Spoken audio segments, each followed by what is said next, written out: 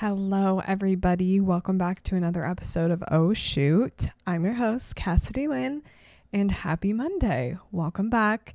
I feel a little bit weird right now because my sister, Lindsay, is currently living with us for the summer, and she is on the night shift. And her room, I'm not kidding you, is right behind my podcast room.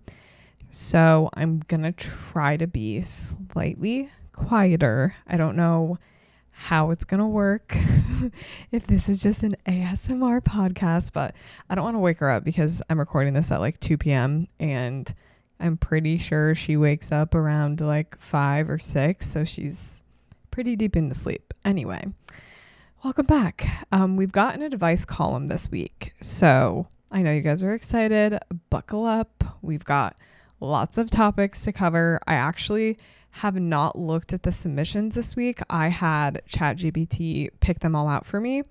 So we'll see which ones pop up. I don't have any pre-planned answers, nothing. We're going off the dome this week, which I feel like will give you like more of a raw, real reaction anyway. It's never any fun when like I have to go through and pre-select stories or submissions or whatever, because then it's just like, oh, I knew that was coming. So it's like, what's the point? Anyway, a couple of updates for you guys. I just got back from Utah this week. I was in the Provo area, Salt Lake City-ish area for my friend Megan's workshop. She hosts a photography workshop called Creative Co. And so I was there just supporting her. I also modeled for one of her shoots, which was exciting. So yeah, it was good. I was there from Wednesday to Sunday and had a horrible flight experience on Sunday. Not in the sense that anything was canceled or whatever, but I literally got 3 hours of sleep before my flight. So that was great. But overall, the workshop was really fun. All my friends were there. It was a good time. So after Utah, I have a trip coming up to Boston-ish area, Massachusetts area for a wedding that's in about 2 weeks. So yeah, that's my next trip. And then after that, I've got a couple days home and then I book it to Italy. So it's going to be a crazy next couple of weeks. So you guys better buckle up and get ready for some good content from me. That's all I have to say. It is content summer. So other things, speaking of summer, it is poncho summer. If you're watching on YouTube, you can see I am wearing a poncho. That is intentional. It's poncho summer. It's just like a cute trend. They're kind of like sheer ponchos. So like you kind of do it like off one shoulder. I'm just wearing like a bandeau, like tube top underneath, but they're so cute. Give them a whirl. They're really cheap. They add like a fun element to outfits. So yeah, poncho summer. This is my second poncho I've purchased and I'm obsessed. So what's the other thing I wanted to say? I think that was it. I feel like I've just been nonstop with work, like literally everything, editing, whatever. I had the most amazing maternity shoot this weekend.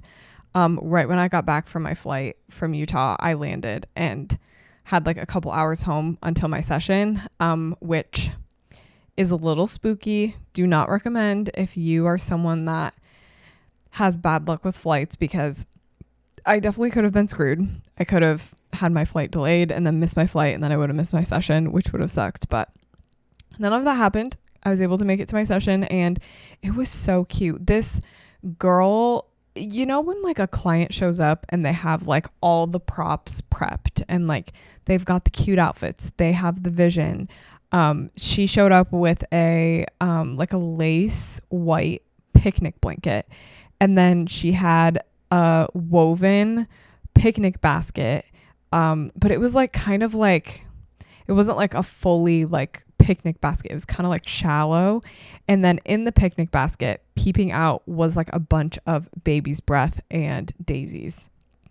Beautiful. Okay. And then her outfit was gorge. She wore the same set that I wore for my short hair branding photos. It's like a 2-piece white set. It was so cute on her. Literally, I was like, okay, you win. You nailed it. Yeah. You know, when like a session just like speaks to you, it's like their vision matches your vision and they're like posing really well and it's just vibing really well. That's how I felt. And then the photos, I was so excited to go and edit them. So yes, very excited about that. I delivered the previews and they're just scrumptious. Okay. I say we jump into the advice this week. We've got a lot of them, so I'm just going to go until I feel as though we have enough, right? That's the vibe today. Okay. So I wanted to start by saying that I love your podcast. I listen to it all the time when I drive to my sessions and I've learned so much from you. Thank you. Anyway, I had a client about 2 weeks ago who showed up 45 minutes late to their session. We were supposed to do 45 minutes in each outfit and also change locations, but we ended up only being able to have time to do the first location. Then they were lollygagging around and taking selfies and making TikToks instead of speeding things up, which usually I don't mind at all, but when we're in a hurry, it's different. Then they held me over my time about 20 minutes so that they could take sunset photos. Unfortunately, I didn't have in my contract that I charge late fees because this is the first time that something like this has happened to me, which now I do, trust me. But then after I sent the gallery, she asked me for all the raws and I told her I do not send raws, which this is actually in my contract. She then proceeded to ask me if I could slightly edit every photo because there was in quote orange tint. First off, there was no orange tint. I edit a little warmer and you can clearly see that on my page if you look at my profile when booking me. But I even asked my photographer friends if it was more orangey and all of them said no. So I told her no and that if she wanted a cooler tone photographer, I was not her girl. Then she posted the photos like 2 weeks later and she didn't tag me. Any advice on how I could avoid clients or situations like this or what I could do better next time? Thanks. Okay. So I don't feel like you did a lot wrong, to be honest. You're a podcast listener. You're a perfect angel. There's nothing you can do wrong. However, I do think, and this is something maybe that you just didn't write this in or include it in your story. So maybe you did do this, but my first thought is someone can't know if they need to speed up or be faster if they don't know that they're on a time crunch.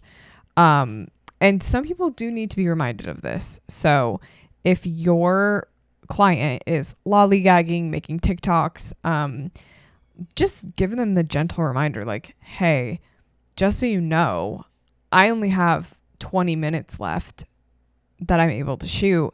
So could you change into your next outfit? If it were me, I probably would have cut the first outfit short. I would have been like, okay, like when the client gets there, I would be like, hey, we only have 45 minutes because you were late. So we're only going to do 20 minutes in each outfit. I hope that's okay.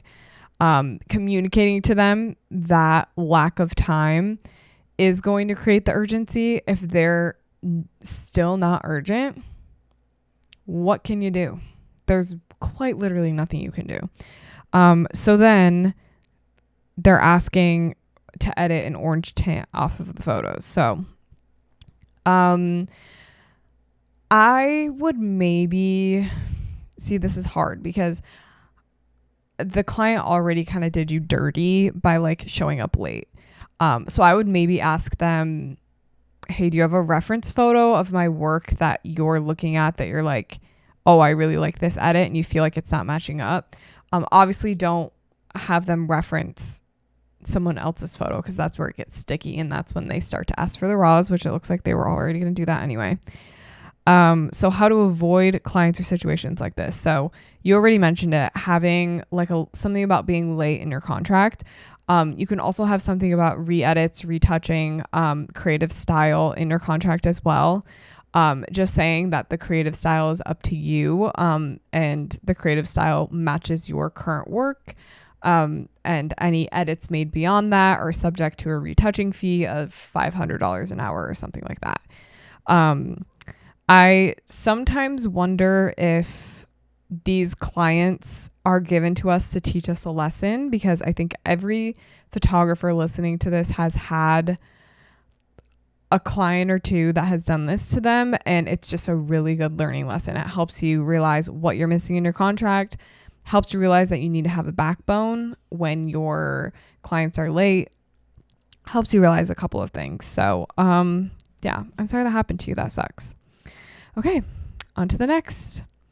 I've noticed that most second photographers I've hired go behind my back and try to ask venues I'm on the vendor list for to add them to the list, since they now have experience working there because of me. Sadly, sometimes they do. The venues typically only have 3 to 4 photographers on their lists, so I'm lucky to have stayed on their list for so long. But I hate the way that the photographers have taken advantage of me in that way.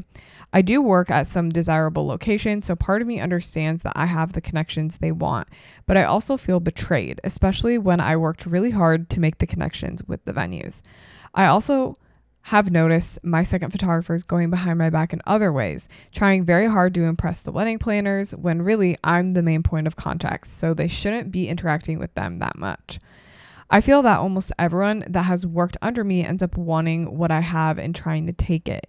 It's emotionally exhausting and makes me feel like I can't trust anyone.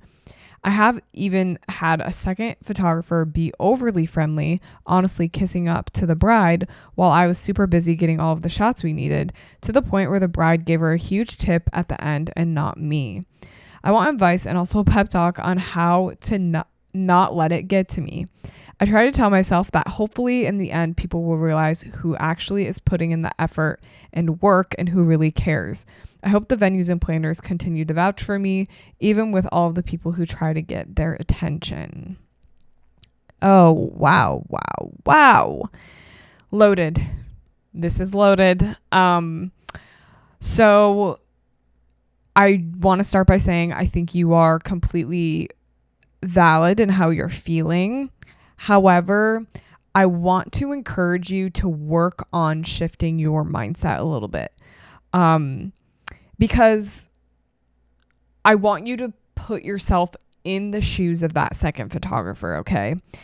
Put yourself in their shoes. Think about they're going and they got this gig at this really awesome venue. They're so excited to work there. Yeah, they're going to be chatting with the venue owners and whatever. Yeah, they're going to be making connections, because when you get in with the connection, that's what you do. That's how you network. Networking is the entire game. So yeah, you had to work really hard to get on that list, to work with that venue. You probably had to find some way of getting on that list that wasn't what these photographers are doing. However, how they get on the list and how these venues decide to add people on the list is beyond your control. And I honestly think that viewing it as out of your control is something that can allow you to let it go.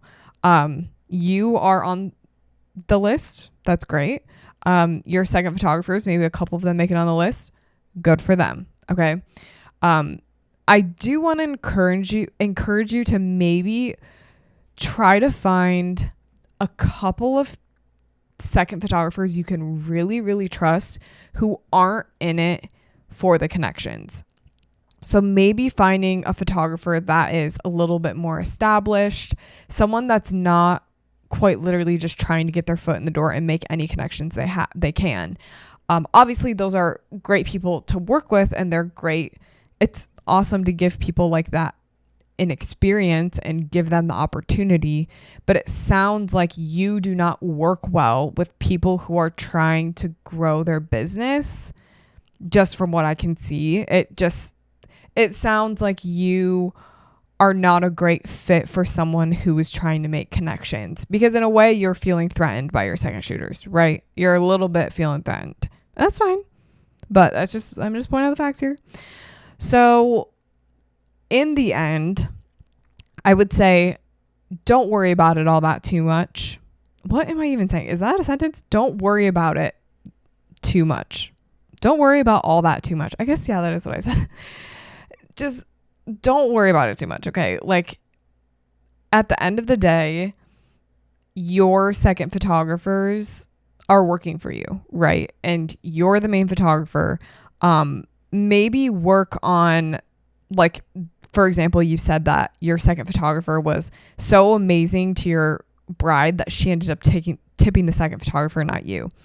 We're going to look at that as a learning experience. You maybe need to work on your customer service while you're working a wedding. Yes, it's important to get all the shots, but it's also important to socialize and make sure that your bride or groom is having an amazing time, and make sure that you are connecting with them. Okay. Getting all the photos is important, but also making that connection with your client is also super important in building that relationship. So, I think there's a couple of learning lessons for you here. I do think that's a really hard situation to be in, and I'm really sorry that you have to go through that. Wow, that was a lot. Okay, little matcha break. Please hold. Okay, guys, we're taking a quick break to talk about my photography resources that are all available to you on CassidyLynneEducation.com. If you like what you're hearing in the podcast, you're going to love my freebies. I have 4 free guides for you to choose from: my finding locations guide, my posing guide, my guide to camera gear, and my resources for photographers free guide. You may already know this, but I have presets as well, and these are 4 of my absolute favorite presets available on my education shop. I have my brand new Satin Summer preset pack, which is soft, subtle, and luxurious, whereas some of my other presets, like my Honey Boba preset, is warm, bold, versatile, and has red undertones. If you want more of a film preset look, definitely check out my Creamy Dreamy preset pack, which is one of my ultimate favorite preset packs. Another resource I love is my email templates, which are only $30. And basically these templates are super easy to pop into your honeybook, and it basically has every scenario that you would need to communicate with your clients. There's new inquiry emails, automatic response emails. If you're unavailable, there's an email template for that. And if you get unhappy clients, I've got an email template for that as well. So head on over to CassidyLynneEducation.com/shop,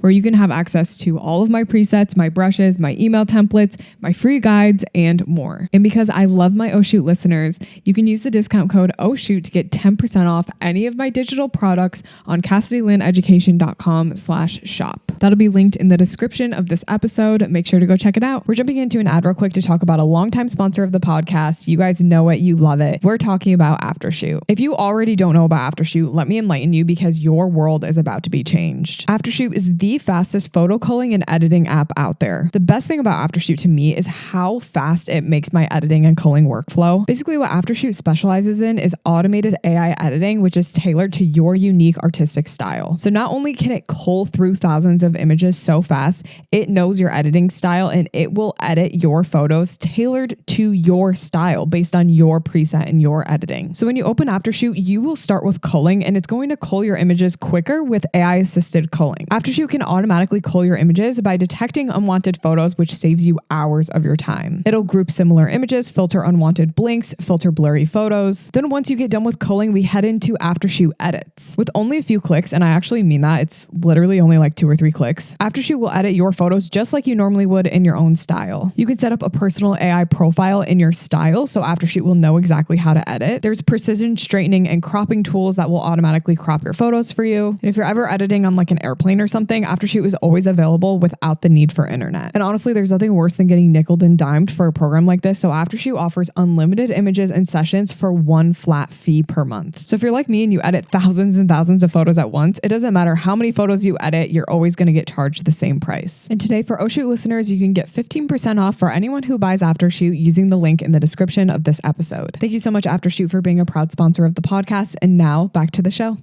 Okay. There's a photographer in my area who copies everything that I do.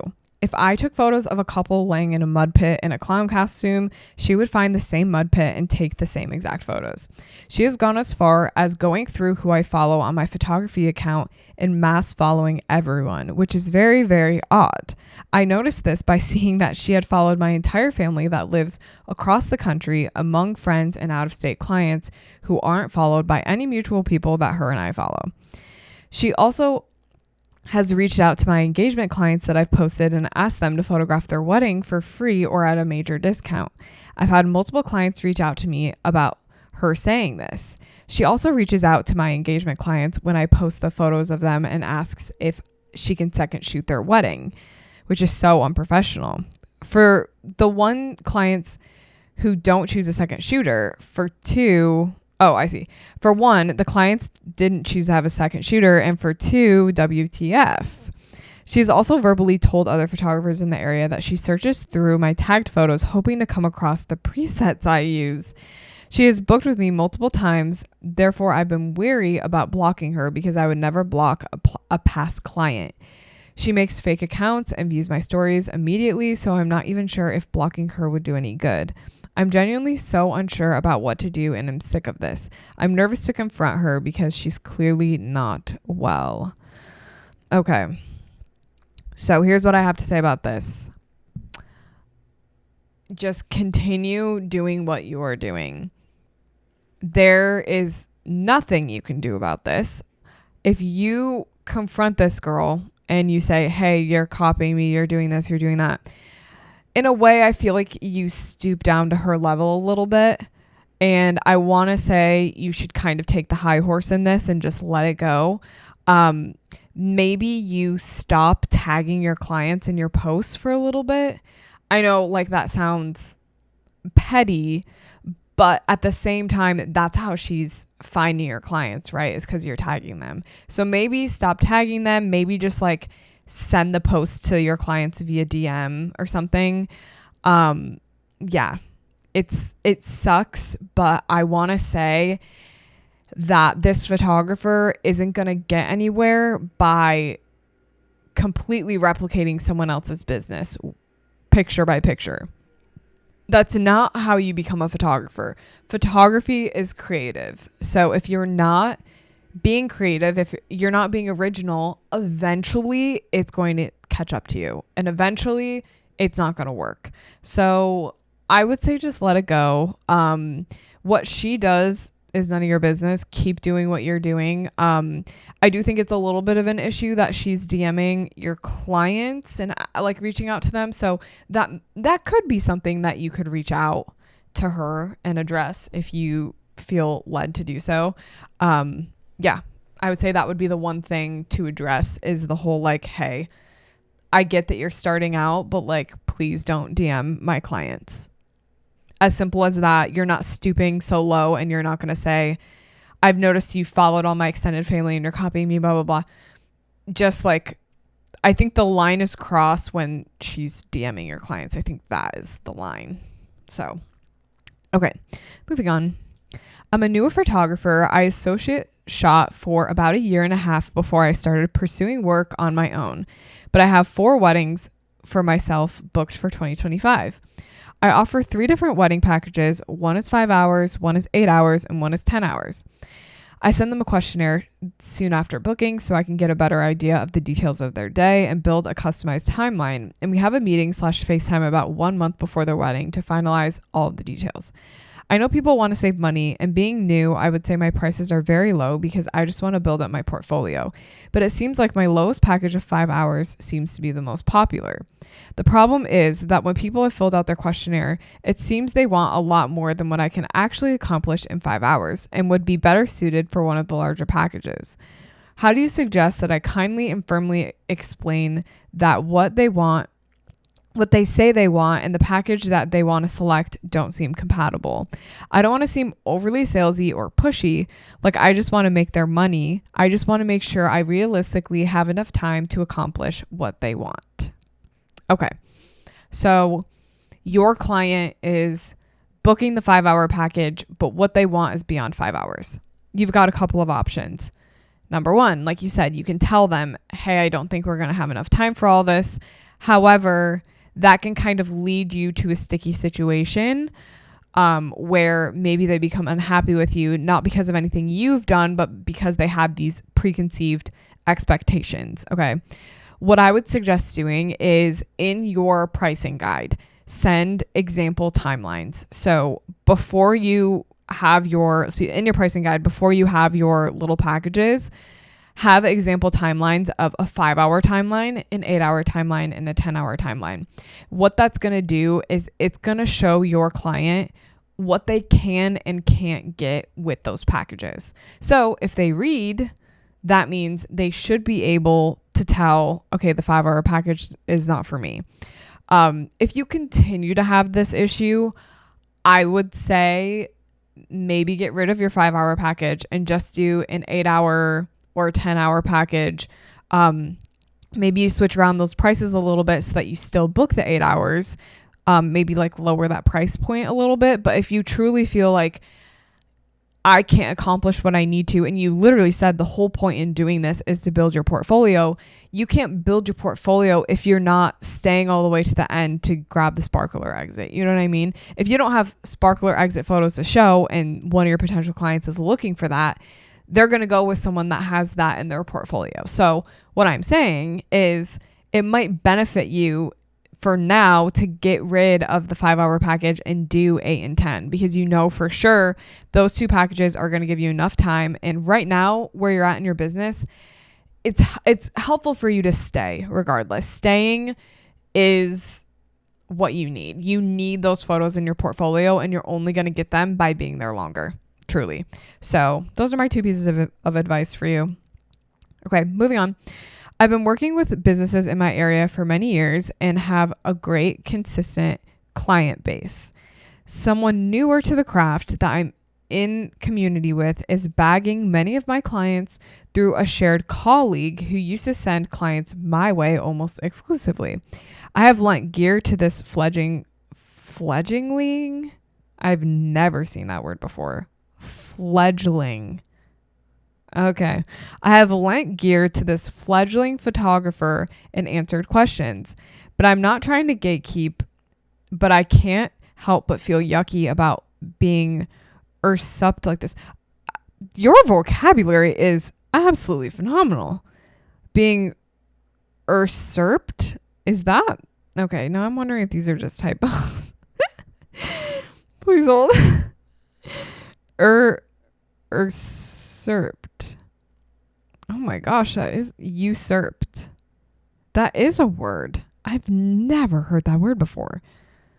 Oh my gosh. Wait, am I dumb? Okay, let me try to find where I was. I'm like so distracted by her. I don't even like, okay, so it says usurped is to take the place of or infringe upon. So let me get back to where I was. That's crazy. Okay. I can't help but feeling yucky about being usurped like this. I know this photographer is charging much less for their services, and I've just recently been trying to increase my prices so I can make more than poverty wages myself, but those prices look steep compared to theirs, I'm sure. Not sure what to do, feeling washed up and less relevant with this new competition. Lately, I'm seeing cheaper photographers or very high-end photographers getting clients that I should be getting, and I'm falling weirdly in the middle. I know I have to hustle to stay relevant and do a lot of outreach, but that's not feeling like enough help. Okay, so the biggest lesson here that you are going to learn is don't rely on one stream of marketing. Don't rely on one way of getting clients. You have been relying on this person who's been referring so many people to you, which is so nice of them. But now they're referring their people to someone else. Okay. What you need to do now is you need to find another means of marketing. Point blank, period. It is that simple. Try Instagram, try word of mouth, try Google ads. There are so many different things you can do. You also are saying you feel like you're falling in the middle. I do think there's a photographer for everyone as far as every price range goes. So don't dip your prices super low just because you feel like you need to. Don't raise them up super high so that you can fit in with the high end people. Like what you have your prices at right now, it's like that for a reason, right? You did your research. It's based on your experience, your gear, your craft, how much time it takes you to do stuff, all sorts of things. So yeah, I would say increase your marketing avenues and get more clients that way. Okay. Moving on. In my business, I've worked my way up to having a team of photographers. I live in a touristy place and have photographers in different areas that associate shoot for me. I had one of my newer associates shoot a couple of sessions for me while I was out of town. One in particular was a family session. This family was on vacation here. When the session was done, my associate texted me saying it was super windy and direct sun and there wasn't much they could do about it. When I started editing the photos, I had a hard time even finding one with them all smiling without hair in their face. I just knew that these were not good photos. I did my best to edit and do what I could with the hair and the sun and sent off the gallery, apologizing for the conditions of their shoot. The family comes back to me saying they hate their photos and the girls all got their hair and makeup done for the shoot. I offered a partial refund because I also didn't like how their photos turned out, but what would you do? Okay. If you wrote this in and I know you on a personal level, can you text me? Because I think I know who this is. But what would I do? Oh gosh, what would I do? I think I would do what you did, which is offer. Oh my gosh, I cannot speak today. Offer a partial refund. I think I would also talk to the associate and explain to them what happened, what they can do in the future. Let them know, hey, when you do family photos, make sure you have a photo of everyone smiling, their hair looks good, everything before you move on to the next pose. And this is just part of having a team. You have to do this when you have a team. This is something I had to do with Charlie. Let's see, the past, I want to say 3-ish years ago, he was shooting, he was doing all the groomsmen photos, but when he would do them, he would shoot them on the 35, I want to say, and the edges of the 35 are blurry. So you have to make sure everyone's kind of in the middle of the frame and that you have decent area on the edge of the frame. Well, Charlie was putting people right on the edge of the frame and therefore they were becoming blurry, but there was no way for him to know about it because he wasn't editing or culling the photos. He was just taking them. So what I had to do was I had to be like, hey, I need you to look at these photos. I want you to understand why I can't use them. Here's what I want you to work on. And there were some other things too. I was like, I want you to get a couple of more portraits as well. I want you to work on getting more options for me. And that's a conversation we had to have, but now he's great. Now he knows, don't put people too close to the edge of the frame, raise up your aperture, all the things. He knows what he has to do. So I would say if this associate is someone that you work with frequently and you really like working with them and you like their work, I would say continue to work with them, but just, it's one of those things too, where it kind of feels like it was out of their control. If it's really windy and direct sun and it's a family session, it's man, that sucks. You know what I mean? There's not a ton they can do other than switch the location, which if this family was just stubborn about their location, then there's nothing this photographer could have done. So I don't know. I would say give it a shot, talk to them, see what you can do. Okay. I own a small photography business in Southwest Michigan. I'm 19 years old and I run my business along with being a full-time college student at CMU. My photography has grown tremendously over the past 3 years and I'm still learning something new every day, and I'm always trying to improve my business. I had a lot of summer sessions, but not enough as I'd like. I have about 3 to 5 sessions a week. Some weeks I only have 2. I have 4 weddings of my own this year and I second shoot a lot. I really want to grow my business even more. The area I live in has 3 or 4 photographers who get all the clientele. They're very well known, especially for their weddings. I'm not sure if it's their style that's making them stand out more or just referrals. Any advice is appreciated. I'm a huge fan of you. You're so talented and I aspire to be you. Thanks for being so helpful on my journey these past 3 years. Just watching your videos and listening to your podcast is so helpful. Thank you. That's so sweet. And you're a Michigan girl, so I really appreciate it. Girl or guy, I can't tell. So let's talk about this because I feel like this is probably a common area that a lot of people feel like they're in. So you have about 3 to 5 sessions a week. Some weeks you only have 2. And then you have a couple of weddings. What it sounds like, and I'm assuming you want to get into weddings, I'm not sure, but what it sounds like is these other photographers have just been around longer, have more referrals, and shoot more weddings more consistently, would be my guess. And to that, I say, with due time, you'll be there too. You're also in college, so give yourself the credit of you're literally multitasking.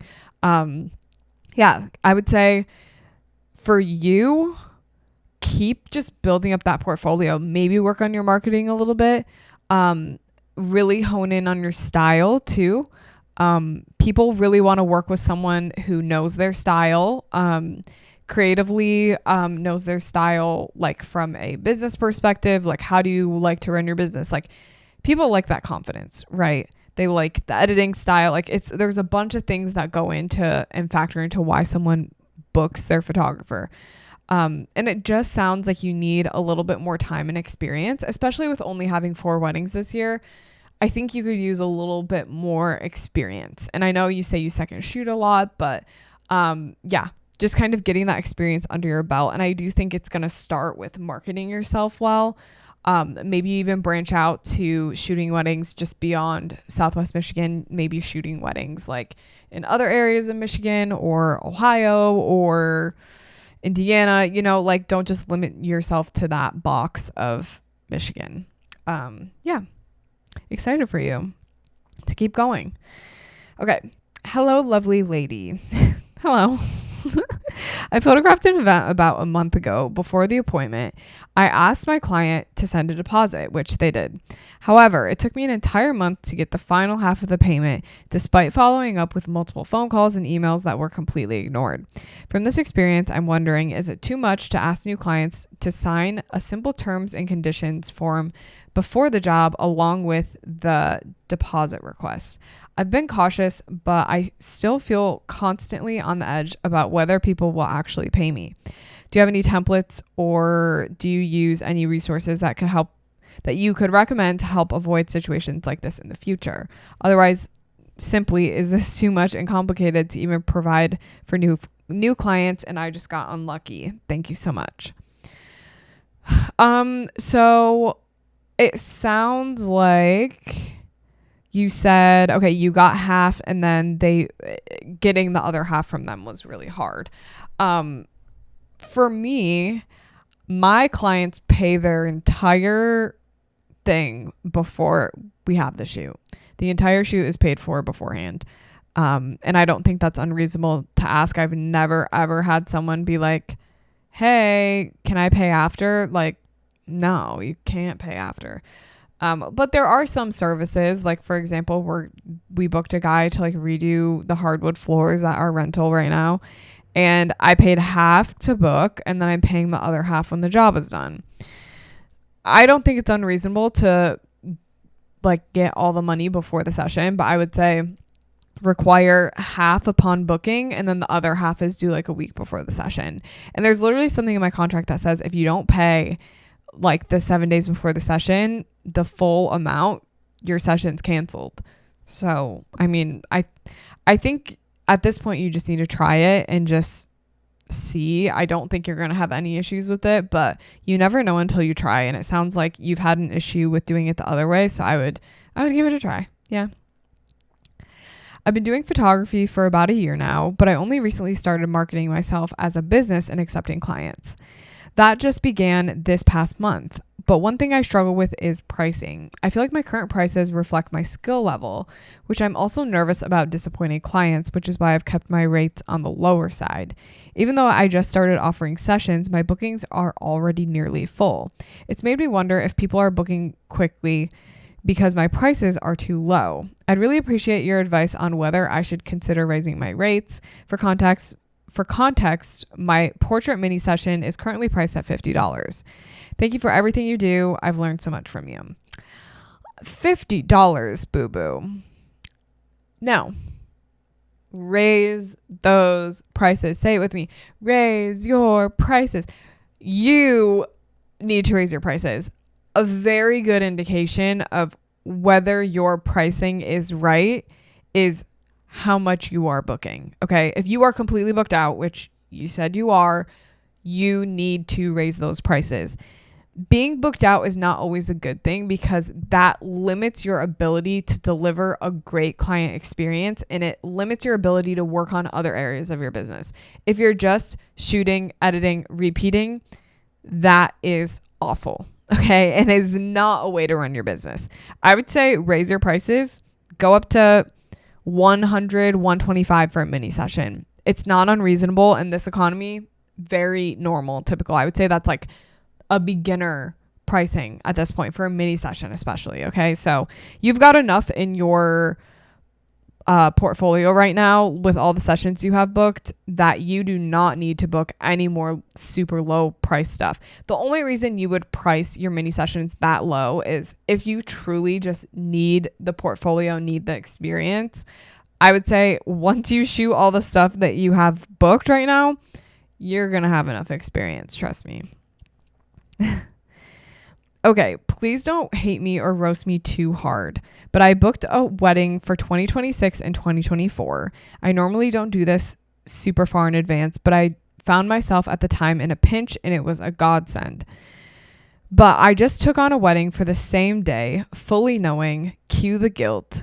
But this wedding is everything I've ever wanted.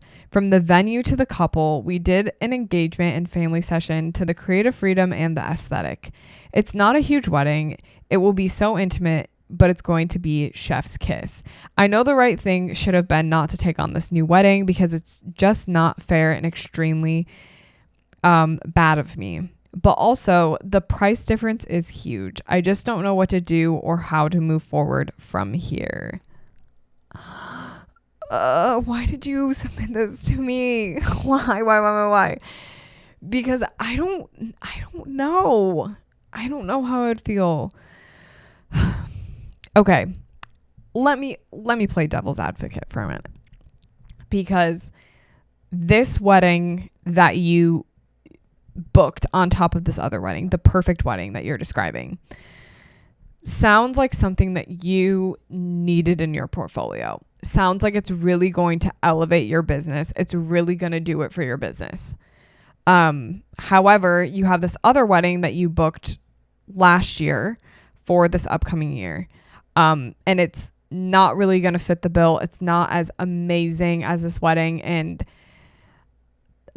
so I want to challenge you with this. Okay. Do you feel like this new wedding that you booked is going to elevate and help your business? And is it going to be a transformative thing for your business? Because at the end of the day, you do need to look out for yourself. However, I do not encourage this behavior, Miss Ma'am. I do not encourage double booking knowing on purpose that you are doing it. So what I'm going to say, you've done what you've done. Okay. You've booked both. What you're going to do now is you're going to go to that first wedding and you're going to say, hey, I'm so sorry. I'm actually no longer available for your date. Here's your two options. I can send an associate. I'd be happy to lower your package price, send someone I trust to go shoot your wedding for you. Or I can offer you a full refund with recommendations of people I know who are available for your date. That's what you're going to do because you're a good person. Even though your submission is questionable, you're a good person and you're doing what's best for you, but your decision has consequences. And the consequence is you're going to have to deal with that first wedding that you booked. And let this be a lesson to all that just because a wedding and inquiry comes in the door does not mean that you need to book it. And actually, my friend Tylee introduced me to the concept of having a wedding checklist. Okay. So if you have nothing booked for the year, you're going to have a list of 10 requirements for a wedding. The checklist is going to look different for everyone, but let's say it's like an ideal location. Maybe it's like, your personalities get well together, like whatever the check boxes are that need to happen. You've got 10 of them. If you have nothing booked, if they can check, like 7 of those boxes, book it. If you are then at like 50% booked, 8 of those boxes need to be checked. If you're at 75% booked, 9 of those boxes have to be checked. Okay. So as you get more and more booked, your weddings and your clients have to match like your vision even more to avoid something like this happening.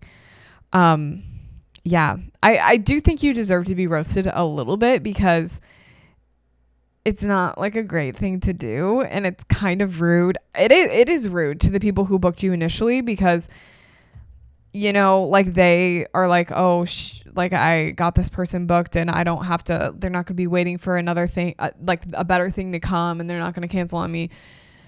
Like, they're not expecting that of you. So that does really suck. And something else I do want to say, please, please, please be careful with posting this second wedding that you took.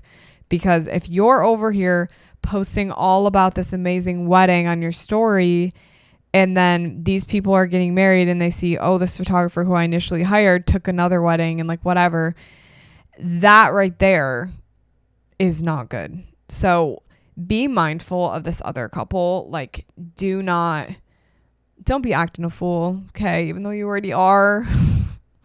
Oh my gosh, that stresses me out for real. Okay, let's do a couple more.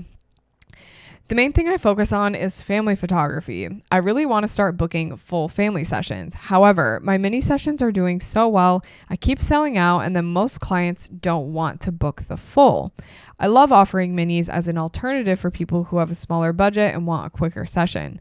But for example, I had a client ask about a full session, told her my price, and she was cool about it. Then I posted about minis and she's doing those instead. Like, I totally get it, but how do I stop this from happening in the future? I really want to invest time into my clients in an hour session, but no one is booking them. I'm not advertising myself that well at the moment in busy season, but besides that. Okay. So the problem here is I think you're offering too many mini sessions, to the point where you have someone interested in a full session, but then all of a sudden you offer mini sessions. Obviously, they're going to go and book the mini session instead. I would do that. Anyone would do that. Mini sessions in a way devalue you. And that might be a little bit controversial, but when you are doing so many mini sessions, that's when people start to view your work as discounted, because a mini session essentially is a discounted smaller package, like you said, so other people can, afford it and get in on the deal and work with you. So I do want you to think about, like, is your ideal client someone that books a mini session, or is your ideal client someone that's going to book a full session with you?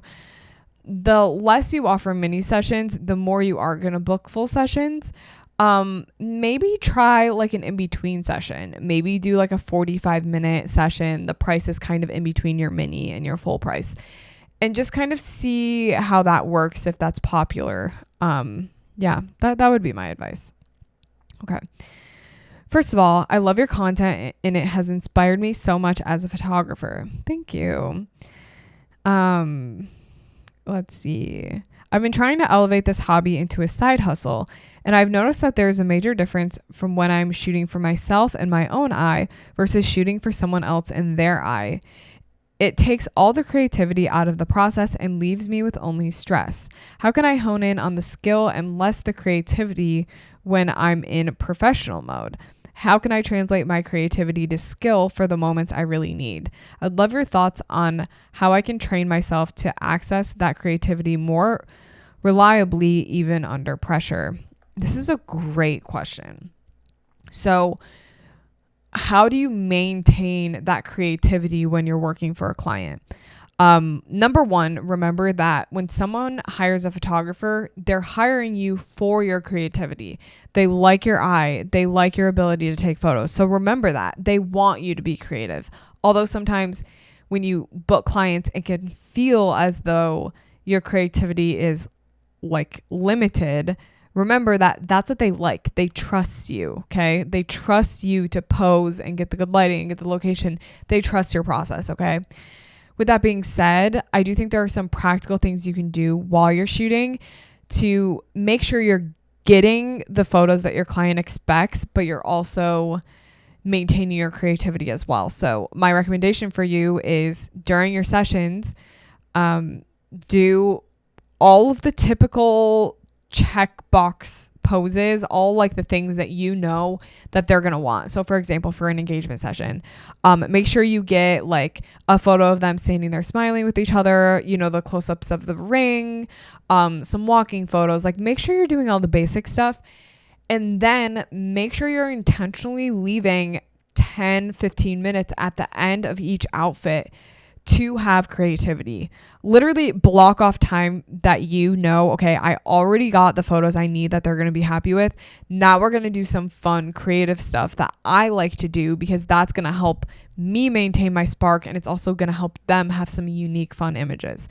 So that's kind of the balance for me. You kind of have to make sure you're still getting what you know that they need and what they want, but you also have to make sure that you are maintaining your creativity through it. And there's nothing wrong with like while you're shooting being like, hey, do you guys mind if we try something new for a little bit? Most of the time your clients are going to be like, absolutely. That's why you're here, so that we can mess around and you can be artistic and creative. Okay. Let's do a couple more. I feel like we've got some really good submissions. Wow. I'm going to skip that one because that one kind of confused me when I was reading it. I'm a new wedding photographer who's beginning to shoot a lot. I'm 18 and I feel like there's a few things I just don't know that I don't know. I've second shot 9 weddings in the past 3 months and I've grown so much. Now that I'm booking brides myself, I have no clue what that process looks like between lead photographer and bride. How many times do I meet with the couple? What are my responsibilities as the photographer? I know that I help make a timeline and such, but I feel like there's something I'm missing. I want my wedding clients to love their experience and appreciate the work I put in. Thank you. So what I'm going to say to this is your photography experience is something that you can make unique to you. And I think that's why a lot of people like advertise their experience as like a marketing technique, because truly your experience can make or break the entire process. So a good way to look at this is to think, if I were a client, if I were getting married, what's the process that I would want to go through with my photographer? Okay. So let's say I decided on a photographer, I book them. What does that entire process look like start to finish? Do you want everything to be super easy online payments, or, you know, like an online contract? Like those are things to think about. Do you want to have contact with them a lot? Do you want like minimal content or contact? There are lots of people who do things differently. I do think a main big thing that a lot of people do is they send a questionnaire to their clients. The timing of this kind of just depends, but a lot of people will send a questionnaire about a month before the wedding and have them fill out all those nitty gritty details that they need to know. And that's when you can find out, okay, do they already have a timeline? Do they need help making a timeline? You can also in your workflow have like a pre-scheduled email to go out like 3 months before their wedding, and just send an email being like, hey, I hope wedding planning is going well. If there's anything you want to chat with me about or anything that you need help with, use this link, schedule a call. I'd be happy to chat. All of that, I would say that knowledge is power when it comes to weddings. So the more you know from your client, the more you can know about the wedding, about their vision, the better you're going to do. So maybe you also have something in their questionnaire that says like, do you have a Pinterest board? Link it here. Like all of that. Okay. I send out an email a week before their wedding, just giving them some reminders of like, make sure your getting ready room is clean. Make sure you have a detail box ready for me. Things like that. Just always go back to like, the more you communicate, the better. If your client isn't someone that likes communication, that's fine. They can ignore your emails, but the more you tell them, the better it's going to be for them. Maybe your process, maybe you feel like you're really good on phone calls and video calls. So maybe your process is when someone inquires, you instantly book a video call with them. And then you enjoy doing video calls like before their wedding too. Like it totally depends. So yeah, that's what I would say. Just kind of depends on like what you want and how you want the experience to be. And if you're willing to put in the time to make a good client workflow. Okay, last one. I've had 2 brides in a row be rude to me on their wedding day. It's starting to feel like a trend for me. I feel like it's a no-no to call brides out on on their wedding day when they're being rude, because after all, it's a high stress day. But what crosses the line? When is it appropriate to say something? We're human as well, and just trying our best to provide a service that they paid for. I don't want to call out a bride for being rude on her wedding day, but I also want to stand up for myself and my team when need be. What do you think crosses the line, and when or if is it appropriate to say something? Okay, so how to address this? Chances are high that if your client is being rude to you, they're probably being rude to other people too. So for me, I think I would just take it. I think I would just be like, I'm just taking this, running with it. I've had brides that have been stressed before the ceremony. They're so overwhelmed and stressed in Bridezilla, and then the minute the ceremony hits, they flip the switch. They're a completely different person, and it was because they were just stressed like about the ceremony or whatever. If you genuinely are like, okay, this bride is being mean to me, you could pull her aside and be like, hey, I feel like you're really stressed right now. Like, I want you to know we're on time. Everything's looking great for the day. Is there anything I can do to help you feel a little bit less stressed? Maybe there is something going on that she's stressed about. Like maybe the maid of honor was supposed to go grab the rings and she didn't, and that's why she's being rude. So just like offering and being there, being just like a person there to help her is a good idea. If you snap and say something, I fear when you snap on someone who's already in a snappy mood, what that leads to is them snapping back, right? There is a 10% chance that snapping back is going to go well. If anything, it's going to then showcase to all of the wedding party, the family, it's going to like paint you in an unprofessional light. So I would probably avoid doing that. Instead, like I said, offering help, being like, hey, you seem stressed. Is there something I can do? Or just banking on the fact that maybe they'll get better with time. There is really no way to know if a client is going to be a bridezilla on their wedding day. It's really hard to tell. I rarely have bridezillas, but when I do, it's usually like I wasn't able to tell beforehand. So just, yeah, be honest, but also don't be honest. I feel like that answer was all over the place, but I truly don't know because I don't know what I would do in that scenario. I'm sorry that happened. I think that's it for today's episode, guys. Thank you so much for listening. Thank you so much for being here. Make sure you rate and review the pod, watch on YouTube, all the things, listen to the ads, blah, blah, blah, blah. Thank you so much. I'm looking forward to next week. I'll see you for another week next week. Have an amazing rest of